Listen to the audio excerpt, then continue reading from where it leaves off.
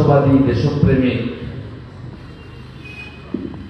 প্রাতঃস্মরণীয় বিশ্ববন্দিত যুব সন্ন্যাসী স্বামী বিবেকানন্দের অনুরাগী ভদ্রমণ্ডলী, স্বামী বিবেকানন্দের জন্মদিবস আগামীকাল 12ই জানুয়ারি, যা পৃথিবীব্যাপী যুব দিবস হিসেবে উদযাপিত হয়ে আসছে। তার প্রাক্কালে গত বছর শুরু করা অনেক প্রতিবন্ধকতার মধ্যে ছোট্ট এবং মহতী মধ্যমগ্রাম বিবেক মেলার দ্বিতীয় বর্ষে আমরা সবাই উপবিষ্ট হয়েছি। আমি আলাদা করে কারণ নাম না বলে আয়োজকদের প্রতি আমার কৃতজ্ঞতা, শ্রদ্ধা এবং লক্ষ্যে অবিচল থেকে তাদের যে সংকল্প, সেই লক্ষ্যে সংকল্পে তারা এগিয়ে যাচ্ছেন এবং কার্যত সরকারি সহযোগিতা বর্জিত অনেক বাধার মধ্যে তাদের যে এই মহতী প্রচেষ্টা স্বামীজিকে সামনে রেখে, তার জন্য আমি প্রত্যেককে কৃতজ্ঞতা, ধন্যবাদ এবং শ্রদ্ধা নমস্কার জানাই।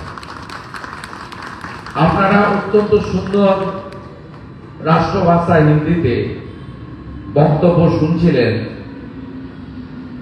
এবং তিনি আপনাদের মধ্যে গিয়ে তার ভাষণ সুন্দর করে আমাদের শোনানোর চেষ্টা করেছেন সংক্ষিপ্ত সময়ের মধ্যে।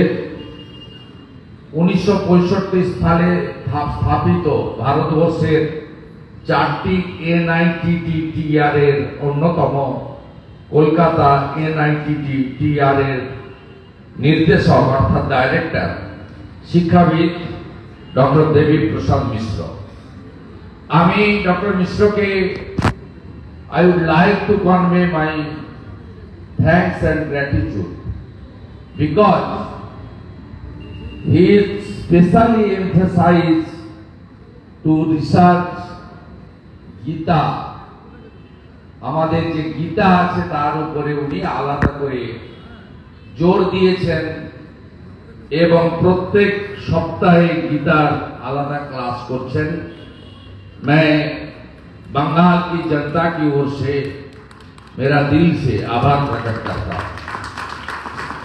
আমাদের মধ্যে বিশিষ্ট সমাজসেবী একটু আগে অত্যন্ত সংক্ষেপে স্বামী বিবেকানন্দের উপরে তার সুচিন্তিত মতামত রেখেছেন শ্রী সব্যসাচী ব্যানার্জি এবং আমার প্রিয় যারা এখানে একটু পরেই পুরস্কৃত হবে আগামী প্রজন্মের ছাত্রছাত্রীবৃন্দ, প্রেস মিডিয়ার বন্ধুরা, এই এলাকায় যারা রাষ্ট্রবাদী প্রচারের কাজ করেন এমন বহু সাথী, তাদের সঙ্গে আমার দেখা হয়েছে। মঞ্চে স্থানের অভাবে তাদের বসার জায়গা হয়েছে নিচে। তাদের সকলকে আমি আন্তরিক ধন্যবাদ এবং কৃতজ্ঞতা জ্ঞাপন করি। আপনারা জানেন যে এখানে আমাকে বিরোধী দলনেতা বা একজন জনপ্রতিনিধি হিসেবে ডাকা হয়েছে। আমি স্বামী বিবেকানন্দ কেন প্রাসঙ্গিক তার উপরেই আমার কয়েক মিনিটের বক্তব্য রাখার চেষ্টা করব। স্বামী বিবেকানন্দ প্রাসঙ্গিক এই কারণে, যখন আমরা নিজেরা ধর্ম সম্প্রদায় নানাভাবে হানাহানির মধ্যে জড়িয়ে পড়ছি, যত আমাদের মধ্যে এই মানুষ শব্দের অর্থ হুঁশ যার আছে তিনি মানুষ, হুঁশ হারিয়ে ফেলছি, তখন স্বামী বিবেকানন্দের প্রয়োজনীয়তা আছে। এমনকি আধুনিক শিক্ষা, প্রযুক্তির শিক্ষার সঙ্গে স্বামী বিবেকানন্দের শিক্ষার ভাবনা আমাদের আজকের দিনে অত্যন্ত প্রাসঙ্গিক। স্বামী বিবেকানন্দ খুব অল্প সময়ের জন্যই ধরাধামে এসেছিলেন। তিনি তার জীবনকালে ঠাকুর শ্রী শ্রী রামকৃষ্ণ দেবের শিষ্যত্ব গ্রহণ করে তিনি আমাদের দেশ ভারতবর্ষকে সেই 1893 সালে 11ই আগস্ট পৃথিবীর 11ই সেপ্টেম্বর পৃথিবীর সর্বোচ্চ স্থানে পৌঁছে দিয়েছিলেন শিকাগো ধর্ম সম্মেলনে তার বক্তৃতার মধ্য দিয়ে। স্বামী বিবেকানন্দ বলেছিলেন, আমি পৃথিবীতে এসেছি, আমাকে ঈশ্বর পাঠিয়েছেন মনুষ্যত্বের মধ্যে যে ঘুমন্ত দেবত্ব আছে তাকে জাগ্রত করার জন্য। তিনি সবসময় বলতেন যে মানুষের মধ্যেই দেবত্ব ঘুমিয়ে আছে, তাকে জাগ্রত করাই আমাদের কাজ। স্বামী বিবেকানন্দ বলতেন যত্র জীব তত্র শিব। তিনি বলতেন শিব জ্ঞানে জীব পূজা করো, দরিদ্র নারায়ণ সেবা করো, তাড়াতাড়ি ঈশ্বর প্রাপ্তি ঘটে যাবে। এই কথাগুলো আজকের দিনে প্রাসঙ্গিক, কারণ আমাদের দেশ এত এগোনোর পরেও এখনো অনেক মানুষ অর্থনৈতিক সীমারেখার নিচে আছে, বিশেষ করে পশ্চিমবঙ্গে তো আছেই। স্বামী বিবেকানন্দ রামকৃষ্ণ মঠ মিশন প্রতিষ্ঠা করেছিলেন বেলুড়ে। তার মূল উদ্দেশ্য ছিল যে মানুষের মধ্যে যে আধ্যাত্মিক চেতনা আছে তাকে জাগ্রত করা, এবং এই প্রতিষ্ঠানগুলোর মধ্য দিয়ে আপনি দেখবেন রামকৃষ্ণ মঠ ও মিশন মূলত শিক্ষা প্রতিষ্ঠান, হসপিটাল অর্থাৎ সেবা প্রতিষ্ঠান ইত্যাদি কার্য তারা করে। তার সঙ্গে আমাদেরকে পরিপূর্ণ মানুষ এবং আধ্যাত্মিক চেতনাকে সুরক্ষিত সুদৃঢ় এটা তিনি সেই কাজটা তারা করে আসছেন। স্বামী বিবেকানন্দ সনাতন ধর্মকে একটা উচ্চতর জায়গায় নিয়ে গেছিলেন। যে সনাতন ধর্ম হচ্ছে যার আদি নেই অন্ত নেই, তার নাম হচ্ছে সনাতন। হাজার হাজার বছরের পুরনো এই ধর্ম। এবং তিনি বলেছিলেন সমস্ত নদী যেমন সাগরে এসে মিলিত হয়, সব ধর্মের মিলনস্থল হচ্ছে এই সনাতন ধর্ম। আমরা শান্ত, আমরা সংযত। তিনি বলেছিলেন সনাতনীরা নিজের ধর্মের প্রতি আস্থা রাখে, অপর ধর্মকে শ্রদ্ধা করে। এখন সেই কারণে অনেকে এটা ভেবে নিয়েছেন যে এটা সনাতনীদের দুর্বলতা, ওদের যা খুশি করানো যায়, ঘর ছাড়া করা যায়, মন্দির ভাঙা যায়, তাদের মহিলাদের ধর্মান্তকরণ করে লাভ জিহাদে আকৃষ্ট করা যায়, তাদের কর্ম চাই না ধর্ম চাই, নাম পরিবর্তন করা যেতে পারে। যেমন বাংলাদেশে কিছুদিন আগে ঘটেছে, রতন মজুমদার তাকে বলা হলো যে তুমি চাকরি রাখবে না তোমার ধর্ম রাখবে। তিনি বললেন না, আমার এত বড় সংসার, চাকরিটা না থাকলে খাবো কি, খাওয়াবো কি মা বাবাকে। তার নাম এখন হয়ে গেল শেখ শফিউল্লাহ, নোটারি করে। এই যে সনাতন ধর্ম, এটাই হচ্ছে আমাদের যে সংযম, আমাদের শান্তিপ্রিয়তা, এটা জন্যই আমাদের আজকে এটা অনেকে দুর্বলতা হিসেবে ভেবে নিচ্ছেন। তাই স্বামী বিবেকানন্দের যে অমোঘ বাণী, তুমি গর্ব করে বলো আমি হিন্দু, এটা অত্যন্ত প্রাসঙ্গিক আজকের দিনে। কারণ একটা সময় অখণ্ড ভারত, আফগানিস্তান, পাকিস্তান, নেপাল, বাংলাদেশ, ভুটান, শ্রীলঙ্কা, মালদ্বীপ, ব্রহ্মদেশ, বিরাট ভারত ছিল, সব খণ্ডিত হয়েছে। কখনো মোগল হানাদারদের জন্য, কখনো ব্রিটিশদের জন্য, কখনো দ্বিজাতি তত্ত্বে আমরা খণ্ডিত হতে হতে আজকে এই ছোট্ট জায়গায় এসে দাঁড়িয়ে গেছি। আমাদের আর যাওয়ার কোনো জায়গা নেই সনাতনীদের। অন্য ধর্মের লোকেদের জন্য অনেক দেশ আছে, আমাদের জন্য একমাত্র এই দেশ। তাই স্বামী বিবেকানন্দকে পড়তে হবে, জানতে হবে। বিশ্বকবি রবীন্দ্রনাথ ঠাকুর বলেছিলেন তুমি যদি ভারতবর্ষকে প্রকৃতভাবে জানতে চাও, স্বামীজিকে পড়ো। স্বামীজির উপরে একাধিক বই বেরিয়েছে।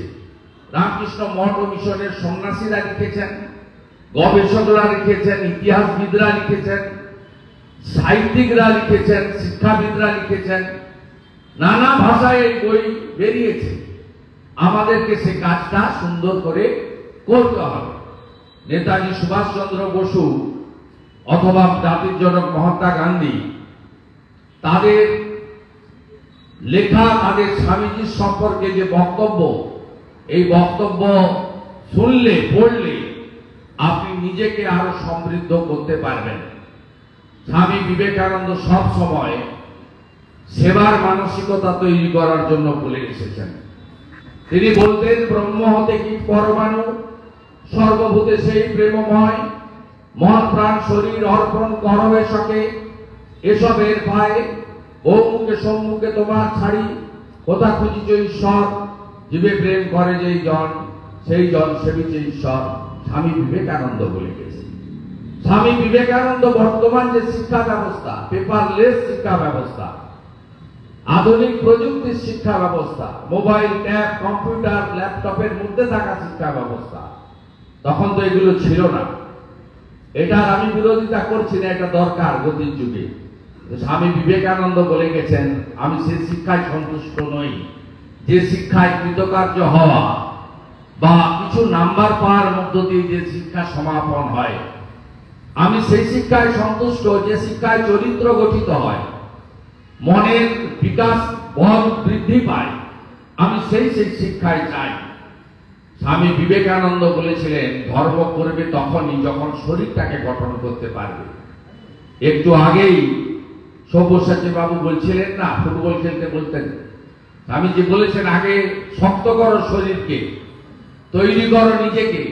তিনি যুবক খুঁজে বেড়াতেন, যে যুবকরা দেশের জন্য আত্মনিবেদিত প্রাণ। আমি আমার ভাই বোন এবং নতুন প্রজন্মকে, আগামী প্রজন্মকে বলবো যে আপনারা অনেক বই পড়েছেন, পড়বেন, একটি বই সংগ্রহ করে নেবেন আপনারা, যদি পড়া না হয়ে থাকে। সেটা মার্গারেট এলিজাবেথ নোবেল। তিনি ইউকেতে থাকতেন, লন্ডনে। তার অনেক অর্থ ছিল, অনেক বড় পরিবারের সঙ্গে তিনি যুক্ত ছিলেন। তিনি স্বামীজির আদর্শে সরাসরি কলকাতায় চলে আসেন, সেবা কার্য করেন। এটা আমরা পড়েছি। যার নাম এখানে ভগিনী নিবেদিতা। তিনি একটা বই লিখেছিলেন স্বামীজির সম্পর্কে। সে বইটার নাম হচ্ছে the master as I saw him. আমার আরাধ্য গুরুদেবকে আমি কি চোখে দেখেছি। সেই বইতে একটা লাইনে হচ্ছে মূল বিষয়বস্তু, যেটা আজকে ভারতবর্ষে খুবই প্রাসঙ্গিক। The queen of adoration was his motherland. অর্থাৎ তার আরাধ্য দেবী কে ছিলেন? ভারত মাতা। তাই আমাদের বর্তমান প্রজন্মকে, আগামী প্রজন্মকে স্বামীজির আদর্শে উদ্বুদ্ধ হয়ে, স্বামীজির জন্মদিবস তার প্রাক্কালে দাঁড়িয়ে বিবেক মেলার মধ্যম গ্রামের মাঠ থেকে ভারত মাতাকে আরাধ্য দেবী করে, নেশন ফার্স্ট, রাষ্ট্র প্রথম, এই মন্ত্রে প্রত্যেককে সংকল্পবদ্ধ হতে হবে। ধর্ম থাকবে, দল থাকবে, প্রতিবন্ধকতা থাকবে, যারা গৃহস্থ সামাজিক জীব, সমাজের প্রতি, পরিবারের প্রতি দায়বদ্ধতা থাকবে। কিন্তু প্রথম দায়বদ্ধতা থাকা উচিত স্বামীজির ভাবনায় আমাদের আরাধ্য দেবী ভারত মাতার প্রতি। আমি বেলুড় মঠ, রামকৃষ্ণ মঠ ও মিশন, তারা কালকের দিনে যুব দিবস পালন করে। আমার সৌভাগ্য হয়েছে কয়েক বছর আগে বেলুড়ে গিয়ে যুব দিবসে বক্তৃতা করার, কারণ সেখানে স্বামীজির জন্ম জয়ন্তী পালন হয় তিথি পুজোতে। যাই হোক, আমি এই ছোট্ট পরিসরে দ্বিতীয় বছরের বিবেক মেলা তার সাফল্য প্রার্থনা করব এবং স্বামীজির সিমলা স্থিতের বাড়িতে বিগত 30 বছরের ন্যায় আগামীকালও সকালবেলা পুষ্পার্ঘ নিবেদনের কর্মসূচি আমার থাকে। আমি 30 বছর ধরে আসি ওখানে, কলেজের ছাত্র অবস্থা থেকে। তা সেখানে গিয়ে পুষ্পার্ঘ নিবেদন করব, পবিত্র জায়গায় গর্ভগৃহ দর্শন করব, শিবলিঙ্গ, মহাদেব, স্বামীজির আরাধ্য দেব, সেখানে পুজো অর্চনায় অংশগ্রহণ করব। তার আগে মধ্যমগ্রাম বিবেক মেলায় দাঁড়িয়ে স্বামীজির প্রতি আমার অর্ঘ্য। তিমির রাত্রে পোহায়ে মহাসম্পদ, তোমার লভিব সব সম্পদ খোয়াই, মৃত্যুরে লব অমৃত করিয়া তোমার চরণ ছোঁয়ায়। ভালো থাকবেন। বন্দে মাতরম। আমাদের